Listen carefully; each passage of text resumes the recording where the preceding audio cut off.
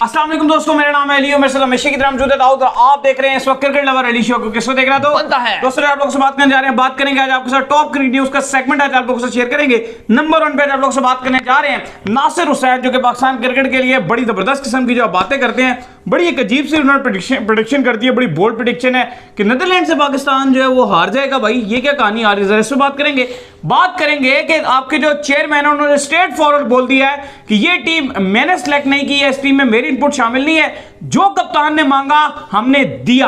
अब उसके बाद क्या होने जा रहा है वो क्या करेंगे उसके ऊपर बात करेंगे मिसबाहुल हक को लेकर। आस्ता आस्ता सारे लोग साइड होते जा रहे हैं, इस टीम के पीछे से हटते जा रहे हैं, पहले तो शामिल थे अब बाद में कह रहे हैं हमारी इनपुट ही नहीं है। इस पर भी बात करेंगे और बात करेंगे जो वहां मैचेस खेले गए आज उनके रिजल्ट भी आ चुके हैं, उन पर भी बात करेंगे। तो अगर आप हमारे चैनल पर पहली बार आए चैनल को सब्सक्राइब करें और साथ लेके पहले ना भूलिएगा। तो बात का आगाज करते हैं नंबर 1 खबर के साथ जो हमारे पास आ रही है। तो दाऊद साहब एक स्टेटमेंट आया नासिर हुसैन की तरफ से जो कि बड़े मशहूर हैं, 1 minute down next minute up, Pakistan cricket on it's best. तो कहानी ये है कि वो कह रहे हैं कि पाकिस्तान नीदरलैंड से हार जाएगा।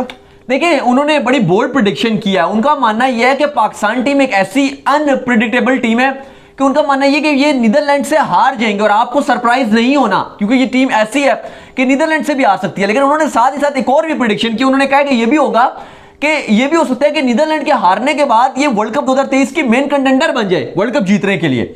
वो कहते हैं ये ऐसी ही टीम है, ये इसी ब्रांड की क्रिकेट खेलती है, या तो ये इतनी बदतरीन ब्रांड की क्रिकेट खेलेंगे कि आप कहोगे यार ये तो बांग्लादेश से भी ज्यादा फारिग टीम है, और एकदम से अगले मिनट आप बोलोगे कि यार ये इंडिया और ऑस्ट्रेलिया से भी आगे जाती हुई नजर आ रही है, नेक्स्ट लेवल पे चले जाएंगे। तो उन्होंने यही प्रेडिक्शन किया। वो पाकिस्तान टीम का स्क्वाड का रिव्यू कर रहे थे और पाकिस्तान टीम का रिव्यू कर रहे थे, जिस पर उन्होंने बात की।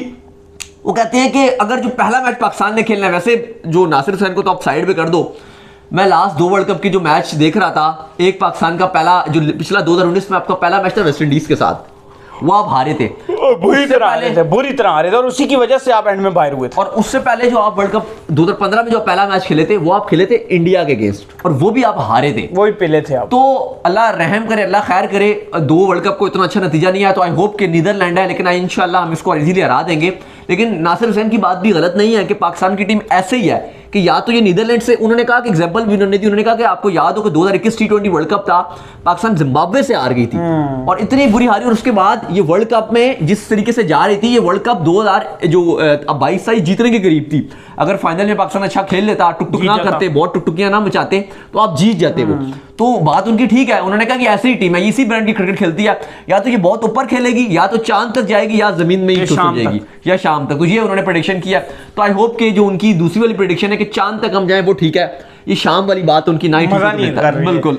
जिसके बाद जो अपडेट आ रही है जी वो आ रही है मिसबाहुल हक को लेकर। तो मिसबाहुल हक साहब का ये कहना है कि मेरी कोई इनपुट शामिल नहीं थी, ये जो स्क्वाड सेलेक्ट हुआ है इसके अंदर, और जो सेंट्रल कॉन्ट्रैक्ट भी खिलाड़ियों को मिला है इसके अंदर भी मेरी इनपुट शामिल नहीं थी। तो ये हो क्या रहा है, आस्ता आस्ता सारे जो है वो टीम के पीछे से हटते जा रहे हैं। लेकिन एक पॉजिटिव साइन है, जब जब मिसबा जो है वो टीम के पीछे से हटते हैं, पाकिस्तान टीम अच्छा परफॉर्म करना शुरू कर देती है। देखिए मिसबा ने उनसे सवाल आज सीधा सीधा किया गया, और सवाल ये किया गया कि जो वर्ल्ड कप का स्क्वाड है इतनी बुरी परफॉर्मेंस दिखा रहा है, इसमें कहा जा रहा है हर तरफ से, मीडिया में भी शोर है कि आप हफीज तो अलग हो गए थे, पहले ही आप हेड थे और ज़ाहिर बाबर और इंजमाम थे, तो आपने बाबर और इंजमाम के साथ मिलकर टीम बनाई है, ये तो इस पर कुछ अपना राय का इज़हार कीजिए। तो उन्होंने साफ साफ बोला, उन्होंने कहा कि ये मेरी टीम नहीं है, मैंने कोई सिलेक्शन में दखल अंदाजी नहीं की, इवन मैं भी कुछ तब्दीली चाहता था, लेकिन जो बाबर थे वो ये चाहते थे कि इस टीम को क्या बैक किया जाए, और क्योंकि यही टीम खेल रही है तो इसी को लेके जाया जाए, और कप्तान ही टीम लड़ानी होती है, और मेरा मानना यह कि कप्तान जो चाह रहा है उसको दिया जाए।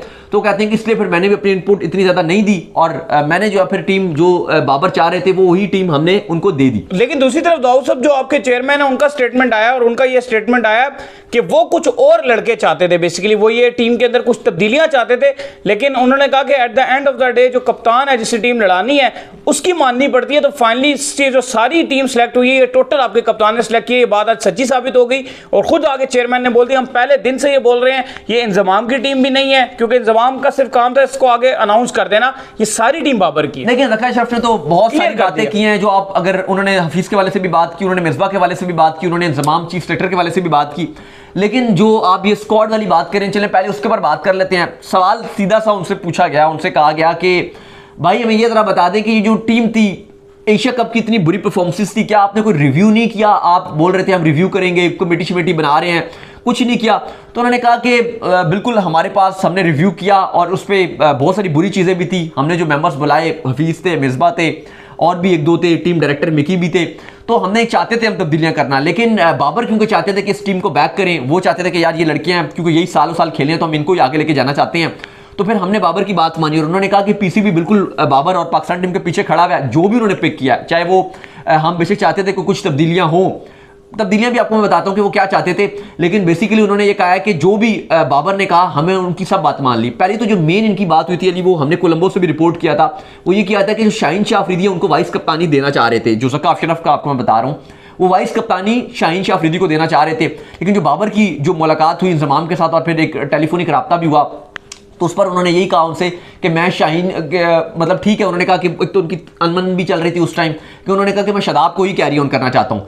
दूसरा मेन तो वो वही आप कर रहे थे, बाकी वो चाह रहे थे जो आपके ज़का अशरफ थे उस सेलेक्टर को उन्होंने कहा था कि देखो ये इतनी बुरी परफॉर्मेंसेज रही हैं पाकिस्तान के एशिया कप में, तो अगर कुछ स्क्वाड में तब्दीलियां होती हैं, उन्होंने यही बोला कि मैं इतना टेक्निकल नहीं हूँ, लेकिन आप क्रिकेटर हैं, एक्स क्रिकेटर हैं, आपने 2019 में भी टीम पिक की थी, आप देखें अगर आपको जो तब्दीलियां नजर आती हैं, जो आपके पाकिस्तान के जो कहते हैं वीक पॉइंट हैं, उसमें अगर आपको लगता है कि कोई बेहतर पिक हो सकता है तो आप उसको पिक कीजिए। ये उन्होंने सेलेक्टर को बोला था, यानी कि उन्होंने नाम नहीं बोले थे कि आप उसको लाएं या फलां को लाएं, बरार को लाएं या जमान को लाएं, लेकिन उन्होंने कहा था कि 2-3 तब्दीलियां करें ताकि पाकिस्तान टीम बेहतर हो।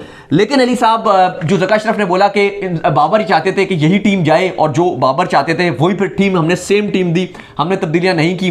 फिर उनसे पूछा गया कि आप फिर अगर खराब परफॉर्मेंस होगी, तो उन्होंने कहा कि जब पाकिस्तान टीम वापस आएगी, ये उन्होंने खैर एक बार नहीं कहा, इन्होंने कल भी बोला था, ये परसों भी उन्होंने बोला, आज उन्होंने फिर ये बात बोली है कि जब पाकिस्तान टीम वर्ल्ड कप खेल कर वापस आएगी तो हम फिर रिव्यू करेंगे और फिर उसके हिसाब से हम अपने डिफरेंट डिसीजन भी लेंगे। और कल भी हम शायद इस वाले से मैं और आप बात भी कर रहे थे कि पाकिस्तान टीम में स्पेशली कप्तानी की जो बात थी वो तब्दीलियां होंगी। अगर पाकिस्तान टीम सेमीफाइनल में नहीं जाती खुदा न खास्ता, तो फिर तब्दीलियां होंगी और बहुत सारी होंगी। लेकिन एक उन्होंने आज चीज क्लियर कर दी अली, वो ये थी कि वो खुद बज़ाहिर चाहते थे कि वर्ल्ड कप के स्क्वाड में तब्दीलियां हो। सेम जो एशिया कप का स्क्वाड हार कर आ रहा था उसको वो सपोर्ट नहीं कर रहे थे, एटलीस्ट उन्होंने ये बात अच्छी कर दिया।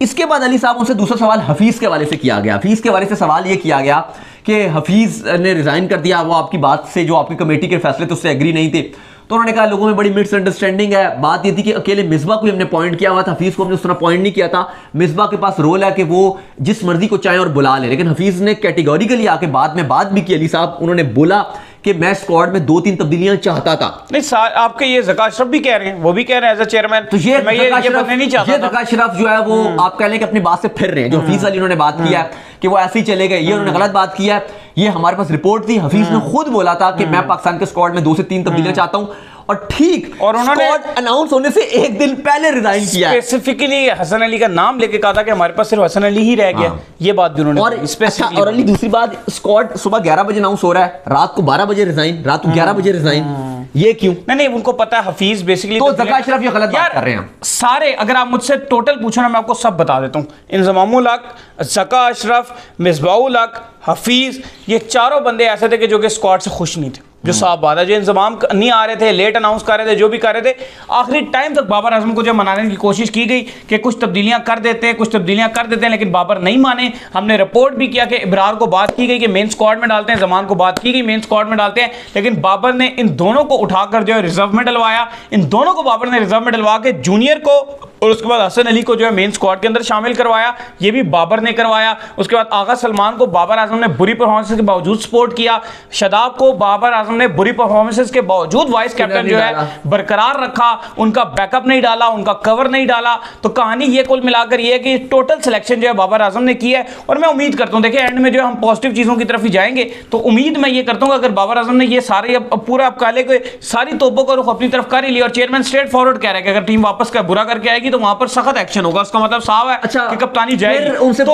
अल्लाह करे कि परफॉर्मेंसेस आ जाए। अच्छा, फिर उनसे पूछा गया, जो पीसीबी चेयरमैन कमेटी के हेड हैं, उनसे पूछा गया कि इंतजाम को किसने लगाया, क्या मिसबा जो डिसीजन ले रहे हैं? हमने तो ये सुना है कि मिसबा आपके बैठे हुए हैं आगे पीछे, तो आप उनसे ही पूछ करते हैं। उन्होंने कहा कि नहीं, जो इंतजाम का सिलेक्शन था वो मैंने खुद लिया है, और अपने मिसबा से बगैर पूछे मैंने इंतजाम की सिलेक्शन लिया। और उसकी वजह ये भी है अली साहब, ये मुझे भी पता था कि जो इंतजाम को सिलेक्टर लगाया वो मिसबा की इनपुट शामिल नहीं थी, क्योंकि मिसबा तो अपना नाम दे देते वहाँ पे।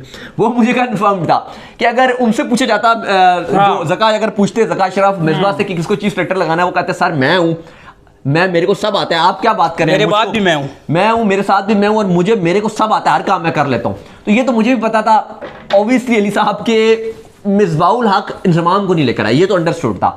हाँ, अगर नाम चल रहे होते 2-3 के उसको ले आओ तो उसमें शायद वो सपोर्ट कर भी लेते, क्योंकि आपको पता जब मिसबा आए थे 2019 में, उस टाइम इंजमाम सिलेक्टर थे। अच्छा, वो और मिसबा ने इंजमाम के खिलाफ भी वोट दिया था और मिकी के खिलाफ भी वोट दिया था। अच्छा, ये इंजमामुल हक को कैके जी क्यों कहते हैं? कुछ लोग कमेंट करके पूछ रहे थे, थोड़ा बता दे इस बारे। अच्छा, मुझे क्या पता क्यों कहते हैं।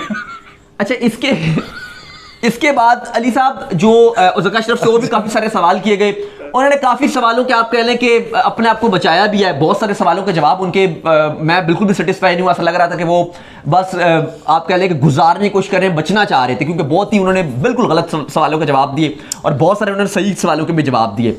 एट देन जो पॉजिटिव नोट था वो ये था कि उन्होंने कहा कि जो भी है पाकिस्तान की टीम है, बाबर ने सिलेक्ट किया, जिसने भी सिलेक्ट किया है, हमारी टीम है, पाकिस्तान की टीम है, हम इसको सपोर्ट कर रहे हैं। मैं ये मानना दाऊद साहब, लेकिन ऐसे क्रूशियल टाइम पर आपको ये ऐसे इंटरव्यूज नहीं देने। हाँ, मैं भी मानता हूँ इंटरव्यूज उनको ऐसे नहीं करने टाइम चाहिए, क्योंकि आपके जो साफी होते हैं वो ऐसा कोई ना कोई आपसे आंसर जरूर ले लेते हैं जिसमें आप फंस जाते हैं। सेंट्रल कॉन्ट्रैक्ट के हवाले से उन्होंने कहा जी कि बाबर की वजह से जो डिले हो रहा था। मेरे ख्याल से भी कप्तान को आपको ब्लेम नहीं करना चाहिए। और ये ज़का अशरफ बार-बार मीडिया पे आते हैं, कभी क्या बोलते हैं, कभी क्या। उस दिन भी बोल रहे थे कि दुश्मन मुल्क में हमारी टीम गई हुई है, तो वहां से बड़ा इतराज आज यूटर ले लिया, फिर स्टैंड करेगा। बड़ा इतराज उठा इस बात को लेकर के, यार आपकी टीम आई है, हम उनकी इतनी दावत कर रहे हैं, हम उनके एयरपोर्टों से जो उनको साथ ले लेकर जो है वो होटल तक जो है वो छोड़ने जा रहे हैं, इतनी जो है वो टीम का वेलकम किया जा रहा है, और ये दुश्मन मुल्क बोल रहे हैं। तो मुझे लगता है थोड़ा सा इनको खामोश रहना चाहिए ज़का अशरफ को फिलहाल। हाँ देखो, और बात यह है कि आप बोलो, अब जब आपकी टीम ना गई हो ना, वहां पर इंडिया ना गई हो, तो आप बोल दो। मेरे ख्याल से गलत टाइम पे गलत काम करते हैं, वहां पे मेहमान नवाजी हो रही है। हाँ, अभी खुश हो रहे हैं, देख अभी पिछले दिनों लड़ाइयां चल रही थी, आप बोल देते, फिर बोल देते ना लड़ाई चल रही थी, आप बोल देते, वो सही था। अभी मेहमान नवाजी चल रही है, टीम आपकी वहां पे, और बाद में आके फिर माफी मत मांगो, फिर स्टैंड लो फिर अपनी बात पे। बाद में आप यूटर ले रहे हो, मेरा मतलब वो नहीं था, मैं तो ये कह ही नहीं रहा था। और दूसरी बात ये कि जब वो इंडिया के 2 आए हैं, राजीव शुक्ला और रॉजर बिनी, आपने पीसीबी का 2.5 करोड़ का उनको खाना खिलाया है, 2.5 करोड़ का खाना, इवेंट कर दिया पूरा, और 2.5 करोड़ रुपए का खाना इवेंट करा दिया।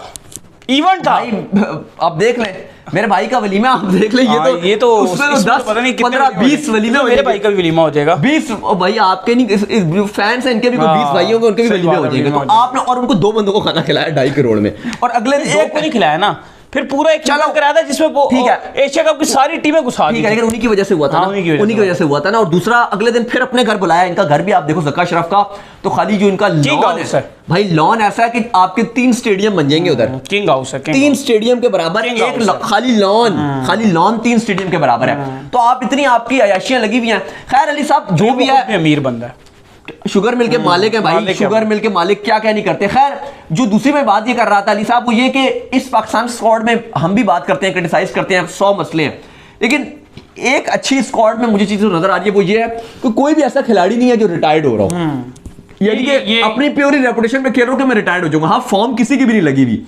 आधे खिलाड़ियों की फॉर्म नहीं है, सोसाइटी से कोई ऐसा खिलाड़ी भी नहीं है जो बड़ा पीक जिसने पकड़ा हुआ हो, जिसको हम देखें वो कहेंगे यार बड़े को आसमानों पे है, वो भी ठीक है, लेकिन वो भी नहीं है। जैसे अगर आप देखो 2015 में पता था यार 2 खिलाड़ियों का आखिरी वर्ल्ड कप है, 19 में पता था हफीज मलिक का आखिरी वर्ल्ड कप है, 11 में पता था इसका फलाने का आखिरी वर्ल्ड कप है, 6-7 में पता था इंजमाम वगैरह का आखिरी वर्ल्ड कप है। ये जरूर पता है जो आपने बात की ना प्योर रेपुटेशन, ये जरूर पता है कि प्योर दोस्तियों पे जो खिलाड़ी कुछ खेल रहे हैं ना, उनके नाम तो क्लियर पता है, जिनकी दोस्तियां बड़ी प्योर है। और मुझे लगता है कि बड़े लकी हैं वो कि बाबर आजम उनके इतने अच्छे दोस्त हैं।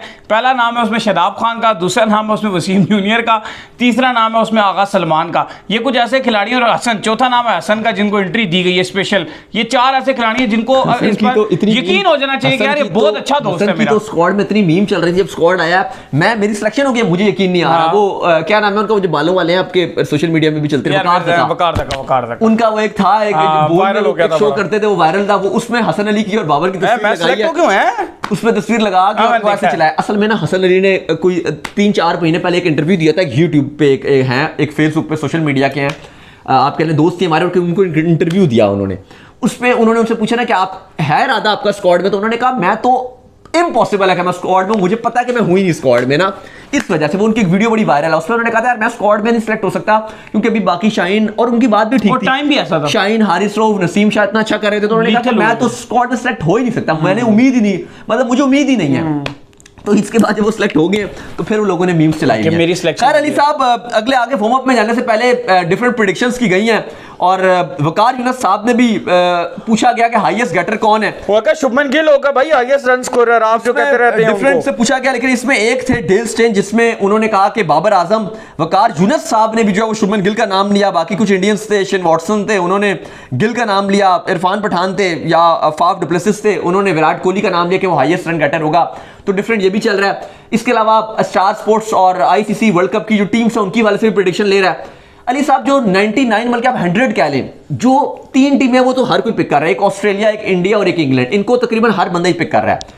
चौथी जो टीम है पाकिस्तान, उसको भी आप कह लो कि 70% लोग पिक कर रहे हैं। यूं चलता है कि न्यूजीलैंड 30% और पाकिस्तान 70%। हाँ मतलब नहीं, ऐसे भी नहीं बोलूंगा, मैं बोलूंगा कि 60% पाकिस्तान, 30% न्यूजीलैंड और 10% साउथ अफ्रीका भी लोग ले रहे हैं। हाँ साउथ अफ्रीका सारी बात, साउथ अफ्रीका के वो तो नहीं, कुछ लोग भी और भी एक आध जैसे इरफान पठान ने किसी ने ले लिया, इस तरह किसी ने ले लिया, तो ज्यादा सबसे ज्यादा पाकिस्तान को पिक किया जा रहा है। 4th टीम में पाकिस्तान को पिक किया जा रहा है, फिर उसके बाद न्यूजीलैंड को भी कहा जा रहा है और उसके बाद फिर साउथ अफ्रीका को 10% लोग पिक कर रही है। अली साहब फिर वार्म अप में आ जाए जी, वार्म अप में आ जाए जी। जो आज मुकाबले खेले गए वार्म अप के, बांग्लादेश और इंग्लैंड के दरमियान जो मुकाबला हो रहा था, इंग्लैंड ने तो तोड़ दिया। देखिए बारिश टोटल रही है, शदीद बारिश रही है कल की भी, बल्कि वेदर की बात करें शुक्र है अल्हम्दुलिल्लाह हैदराबाद है कल मौसम बड़ा क्लियर नजर आ रहा है, लेकिन गुवाहाटी और त्रिवंतमपुरम में तो खूब बारिश रही है। आज बांग्लादेश की 188 रन उन्होंने बनाए, बारिश हो गई 37 ओवर में, फिर टारगेट जो है वो मिला 197 का इंग्लैंड को, लेकिन भाई इंग्लैंड ने क्या ताबड़तोड़ बैटिंग किया, 24 ओवर में 197 का टारगेट चेस करके परे मारा है। बात अगर की जाए अली साहब, बात अगर की जाए तो 5 ओवर्स में 60 बोर्ड में लगा हुआ था। क्या बटलर खेले, खाली रूट थोड़ा धीरे खेले, बाकी सब भी जबरदस्त। फिर अगर आप न्यूजीलैंड और साउथ अफ्रीका की बात करें तो वहां भी बारिश ने एंट्री मार दी, वहां भी बारिश ने एंट्री मारी है। 321 न्यूजीलैंड ने बनाया था, लेकिन बारिश की बदौलत न्यूजीलैंड को जीत मिल गई, क्योंकि जैसे मिलर और डिकॉक खेल रहे थे, गेम इन्होंने फिनिश करनी थी, लेकिन 211 इन्होंने बनाया 4 विकेट के नुकसान पे, लेकिन जो बारिश थी उसने 7 रन से न्यूजीलैंड को जीत दिला दी। बिल्कुल।